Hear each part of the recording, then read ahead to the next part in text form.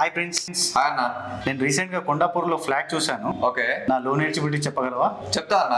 మీరు కూడా మీ home loan eligibility ఎలా ఏంటిది అనేది తెలుసుకోవాలనుకుంటున్నారా? సో మామూలుగా మనం హోమ్ లోన్ ఎలిజిబిలిటీ ఎలా తీసుకుంటాము అంటే, ఇనిషియల్ గా ఫర్ ఎగ్జాంపుల్ మీ శాలరీ ఒక 1 lakh అనుకుందాం. 1 lakh లో 70% తీసుకోండి. 70% అంటే 70,000 రూపీస్. 70,000 రూపీస్ మీరు ఈఎంఐ పే చేసే క్యాపబిలిటీ. మిగతా 30,000 టచ్ చేయరు. ఎందుకంటే మన రెగ్యులర్ ఇన్కమ్ కానివ్వండి, లేకపోతే హౌస్ హోల్డ్ ఇన్కమ్ కానివ్వండి, ఎడ్యుకేషన్ ఫీజు కట్టాలి కాబట్టి దాన్ని ఎవరు టచ్ చేయరు. మీకు సింపుల్ వర్డ్స్ లో చెప్తున్నాను. సో మిగతా 70% కి మనకు ఒక క్యాలిక్యులేటర్ ఉంటుంది. ఇక్కడ ఉన్న ఈఎంఐ క్యాలిక్యులేటర్ డౌన్లోడ్ చేసుకుని ఈ ఈఎంఐ క్యాలిక్యులేటర్ లో మీరు ఆ పర్టికులర్ 70,000 వేసి రేట్ ఆఫ్ ఇంట్రెస్ట్ యావరేజ్ గా 7.5 వేసి మీ ఏజ్ ఫర్ ఎగ్జాంపుల్ 30 years అనుకోండి. మన బ్యాంకింగ్ లో 60 వరకే ఇస్తారు మాక్సిమం.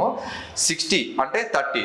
ఈ 60 - 30 అంటే 30 years. మీకు 30 years టెన్యూర్ వరకు ఉంటుంది. సో మీరు ఆ EMI amount, rate of interest and ఈ టెన్యూర్ వేసారు అనుకోండి, మీకు లోన్ ఎలిజిబిలిటీ ఎలా అనేది తెలిసిపోతుంది. ఇది లోన్ ఎలిజిబిలిటీ ఎలా తెలుసుకోవాలనేది. ఏమన్నా డౌట్స్ ఉంటే నాకు డిఎం చేయండి.